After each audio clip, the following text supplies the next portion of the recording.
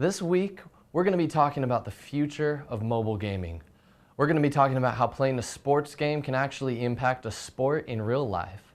And we're going to be chatting with our friend Holly about all of the crap that she has to put up with as a girl who loves video games. This is Revelations Live.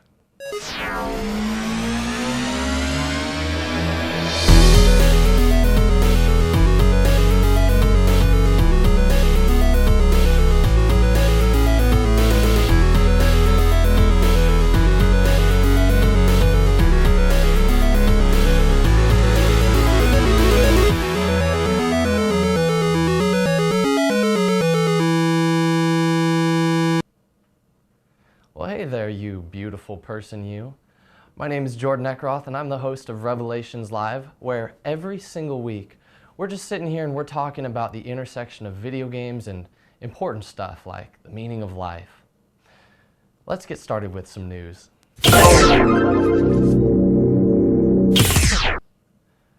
Now, you've probably heard the name Don Mattrick before. He used to be the head of Microsoft's interactive entertainment division, and he was the man in charge of releasing the Xbox One.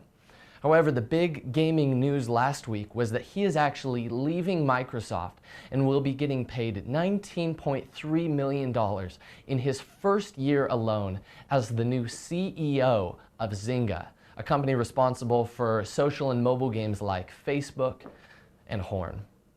Of course, this only raises even more questions about what exactly is going on with the Xbox One. We'll find out eventually. Now, if you're a big fan of action and stealth games, and if you have played the Deus Ex series, you should be pretty excited that on July 11th, Deus Ex: The Fall is releasing for iOS devices.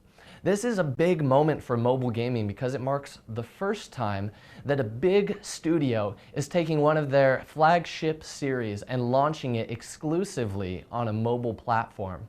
If this game does well, we can expect to see many more big publishers wading out into this new territory. If you're a fan of space sims, you've probably already heard of Star Citizen. In fact, you may be one of the over 200,000 people who gave over $14 million to back the game on Kickstarter. The game promises to be an incredibly deep and complex space sim game where you can travel to stars and make a name for yourself. Keep an eye out for Star Citizen. Now, if you've ever had anybody tell you that video games are just a waste of time and have nothing to do with real life, well, you should go and tell them that EA just announced that if you play FIFA 13, you can actually have a say in which Major League Soccer player fills the last open slot for the MLS All-Star game. It's going to be determined by who scores the most goals in game. So say, for instance, you want to see Landon Donovan take the pitch, you better pick up your controller and start playing. That's going to do it for the news this week.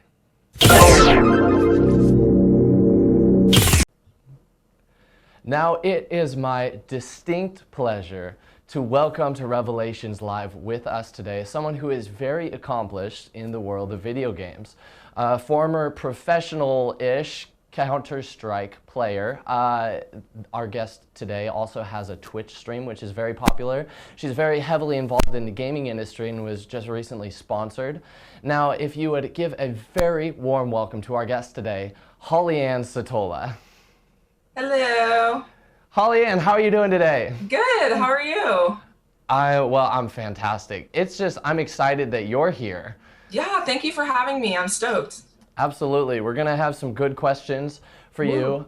First of all, now, you are a streamer, right? Yes, sir. But first and foremost, you're a gamer. Definitely. I mean, can you just tell us a little bit about yourself? I mean, who are you? Where are you from? How did you get into video games? Well, my first recollection of video games was when I was 4 years old at my grandmother's work, and she actually worked at NASA. And she's like, hey, play on the computer. So I said, sure. So I was playing some Rodent's Revenge, Ski Free. Those are my first memories. And a really special note is I would take the mouse from the right side of the computer and I'd move it to the left because I'm left-handed. And Right. so one of my famous things that people know me is that I'm the left-handed counter striker. I play with my mouse in my left hand, but I also click with my middle finger. So I actually switch the buttons around too of a left-handed mouse. So it's kind of awkward. That's, I mean, maybe, but it's pretty impressive. It works. Yeah, absolutely. I mean, it seems to have worked for you. Now, obviously, Counter-Strike is your big game. I mean, it's what you're really good at. How did you first get into Counter-Strike? What made you choose that game in particular? Well, my boyfriend at the time, when I was 12 years old, who is now my fiance, he was playing a game and I was on the phone with him and I heard shooting, like legit gun shooting. And I was like, what are you doing? What is that noise? I hear guns shooting. And he's like, oh, I'm just playing Counter-Strike. So I was mad because it was taking time away from me. So I had my mom take me down to GameStop because I was 12 years old and had her sign that it was okay that I played an M-rated game, and she bought me Counter-Strike. So took it home, started playing, set up very weird controls because of my left-handedness. And then, I mean, within the month, I was playing in leagues. I wasn't playing in high-ranked leagues, but I was playing in leagues and just kind of getting my footing, and instantly I loved it. So I was going to school, come home, and be playing for 8 hours straight. Wow. Wow, you're intense. You're an intense gamer. It was hardcore. I mean, now has most of your time gaming been spent playing Counter-Strike? Are there any other games that you've kind of branched out into? I think now as a gamer, I'm focused on challenging myself and playing different games. That's kind of where I'm at now, especially with the direction that Counter-Strike has gone in. So previously, that was pretty much it for me. But now I'm with the reviews that I'm writing for my college for the gaming section. I play a lot of games. So when a new game comes out, I play it, beat it, and then write an article on it. So I mean, I did Dead Space 3, did the DLC for that.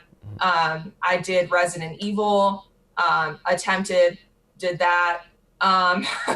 And lately I've been streaming a lot of my Super Nintendo, which has been really cool because that's something that I played as a kid, but wasn't super serious about it. And now I'm getting pretty serious about it. So you're getting serious about it. Like you're not even having fun. It's just work. It's like pretty much speed runs Donkey Kong at this point. So it's pretty exciting. And I'm 2 days into League of Legends now. So I'm trying to get into the competitive area of that. So I'm going to need to be devoting a lot of time to that and a lot of trial and error, and which I dislike. So I mean, 2 days in, best of luck to you. Yeah. Now, I mean, you play a lot of games then. What are some of your favorite games that have come out so far this year? I think I really, really love Dead Space 3. I never played any of the other ones, so it was totally new for me. And, you know, it wasn't really a game that was primarily built for the PC, which I kind of felt in the beginning stages of the game. But towards the end, I fell in love with it. I was ready for more. I'm still ready for more. And the DLC was really impressive. It did make me wish the game was like the DLC, but it was I loved it. It was so different than anything I had played before. And I think that's what really attracted me to it. And then another game that I got addicted to for a short period of time, I haven't gotten back on, I kind of want to, is Neverwinter Online. Oh, sure. So yeah, that was a fun one. I really was digging that. I was like, whoa, I've been on this game for like 6 hours. This is crazy. Awesome. But I like it a lot. Yeah, really cool. Now something that you were just telling me you do about 4 times a week at least is streaming on Twitch. How did you first get into that? Well, I started last November, and a good friend of mine is partnered through Twitch, and he is one of like the top rated streams. So I was kind of watching him and I'm like, wow, this is cool. Like maybe this could be something that I could try. So went out, bought like a nice webcam, and then, I mean, it's been progressively, like now I have a dual monitor set up so I can be focused on my chat and on the game. And originally I'm like, let's just stream Counter-Strike. You know, that's my game. But now that I've been branching out to other games, I really stream everything. So whenever I'm on, my goal is to be able to be streaming for my fans. So I can't think of a time lately that I've gamed and haven't been streaming. Okay, wow. Now, this next question that I have to ask is sort of a kind of a delicate thing, because I really hate this term and kind of this culture, this idea that's come up, you know, the girl gamer, that we need to like make a distinction about girls who are playing, because obviously you're a gamer, you love video games. Totally. But being a female, being a woman who plays video games, are there any things that you've had to deal with, especially in streaming, that you feel like you maybe wouldn't have had to deal with if you were a guy, for instance? Definitely. I think what made it hard for me, especially starting off in Counter-Strike, was that I wanted to play with the guys. Not that it's bad to be on girl teams, but that just wasn't for me. So throughout my whole Counter-Strike career, I played on guy top-rated teams. So that's something that I wanted to do to just kind of set me apart, to say, you know, I'm here, I'm a gamer. I'm like everybody else. I'm just as dedicated, just as committed. Which then I was leading my own teams. I was writing my own scrapbooks. I was organizing my own LAN teams. And that for me, I think really said a lot about what I was in the community to do. As far as streaming goes, it's been very challenging. There's a lot of streamers that are using different methods to get viewers.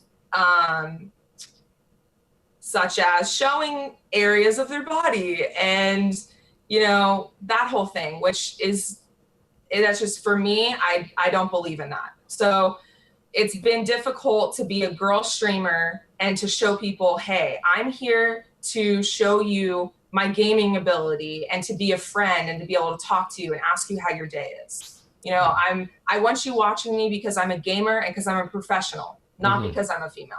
Yeah. Now, I mean, I'm sure, though, and I've heard you talk about this a little bit, but just dealing with harassment, what are some of the things that you've had to do in order to intentionally kind of push that away, shut that down?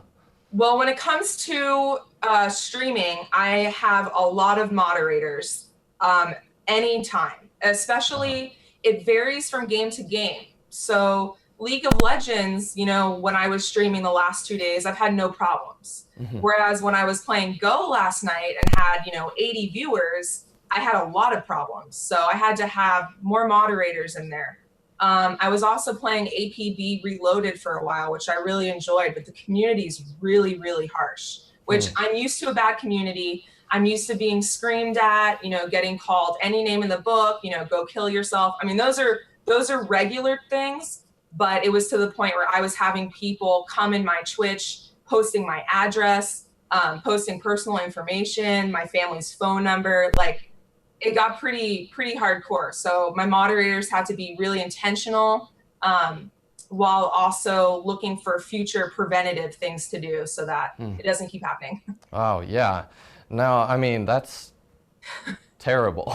Yeah, driving around in APB, I'm looking to the right, I'm looking to the left, and these kids are in cars with my address painted on the cars. Wow. Wow. Yeah. I mean, it's so much of the gaming community is, if you had to pick one word, I feel like a lot of times just immature is a word that springs to mind. So if you could envision a more mature gaming community, what would that look like to you? I think it would be a place where everybody can be treated equally. It doesn't matter your age, your gender, your race, your location. You know, a lot of comments are made for all of those things. It would be a place where it's more of a community vibe. What I picture is what I grew up with, which I was at the LAN center every single day after school. That was my world. And that was like a community and a family. And I feel like now the gaming community has gone so far away from that, that now it's more about sitting at home by yourself. It's less social. And so I want to kind of bring that social aspect back to gaming, because that's what I love about it. Wow, that's awesome. That's very cool. I mean, beyond strictly speaking video games, though, what are some things that you're passionate about in life right now? You know, I'm super involved in my church. That's like I do worship, so I'm a bass player and I'm a singer. So those are things that are important to me. I work with the kids, which I love, and now I'm working with high schoolers and junior hires, which is like a whole nother level. So Uh, and then my college, I'm really involved in the gaming area of my college, and we're trying to branch out and do more things in that. And just really, you know, being intentional about the people that I connect with and, you know, just kind of being myself. That's like my goal. yeah, no, that's awesome. That's really cool.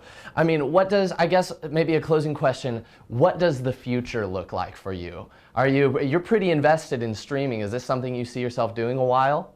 Yeah, I see my stream building more and I see myself growing as a gamer, but also more focused on the stuff right now that I'm doing in the industry and less on, you know, being a professional gamer. I think that that for me is kind of something that needs to be in the past. I'd like to, you know, get really good in LoL and compete, but I see myself still as more working in the industry and less as, you know, being a competitive gamer. Oh, that's awesome.